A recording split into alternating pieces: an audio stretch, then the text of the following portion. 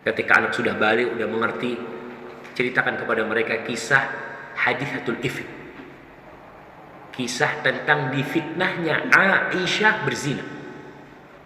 Ini udah dewasa nih anak-anak nih. Kadang-kala kita itu difitnah sama teman kita, ada yang nggak suka sama kita. Mungkin ya para jamaah merasakan.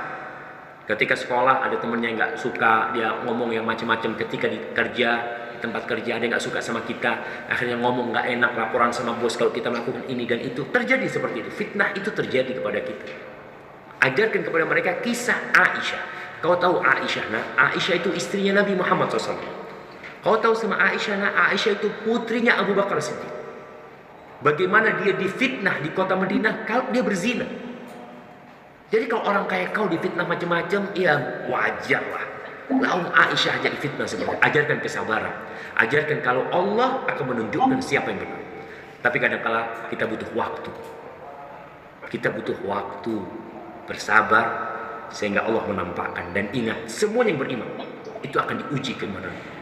Allah mengatakan, sampaikan kepada dia firman Allah di surat Al-Ankabut, ahasiban nasu an yaqulu amanna wa hum la yuftanun. Apakah manusia mengira dengan mengatakan beriman mereka tidak difitnah, mereka tidak diuji, mereka tidak dites keimanan mereka? Walaqad fatanna alladhina min qablihim fala ya'lamanna Allahu alladhina sadaqu wa la ya'lamanna al-kadhibin. Itu tes untuk melihat siapa yang jujur dan siapa yang pura-pura. Hadithatul ifk itu disebutkan di surah An-Nur ayat 11 sampai 20. Kemudian kisah tentang 3 sahabat yang tidak ikut perang Tabuk. 3 sahabat yang tidak ikut perang Tabuk. Semua berangkat perang, 3 orang sahabat nggak ikut perang Tabuk tanpa alasan. Mereka berkumpul di Madinah bersama orang-orang munafik. Ketika pulang Nabi SAW, orang-orang munafik datang meminta maaf, ya Rasulullah, mohon maaf, aku nggak bisa berangkat, aku punya alasan ini itu, tolong mintakan ampun sama Allah. Maka Nabi mohonkan ampun buat mereka kepada Allah Jalla Jalla, kecuali untuk 3 orang. Mereka jujur mengatakan, ya Rasulullah, Ka'ab bin Malik salah satunya mengatakan, ya Rasulullah, tidak ada alasan yang menyebabkan aku meninggalkan peperangan sama sekali.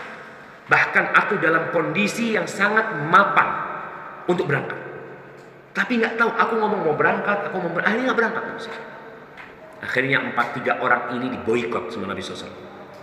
Tidak diajak berbicara. Sampai akhirnya Allah turunkan buat mereka taubat. Allah terima taubat mereka. Allah ampuni dosa-dosa mereka. Itu pelajaran bagi anak kita agar dia jangan takut untuk mengatakan kebenaran. Jangan takut untuk jujur. Walaupun kadang-kadang jujur membuat barang yang kau jual tidak laku. Karena terus terang anak-anak sekarang yang kuliah, kadang-kala skripsi yang nulis orang lain, bayar orang.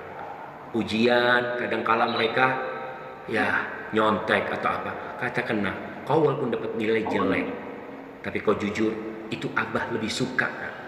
Abah lebih suka daripada kau pulang dapat kumlot, tapi ternyata kau hasilnya dari hasil yang tidak baik. Kisah yang terakhir, kisah Nabi Muhammad SAW, perjalanan hidup Nabi SAW.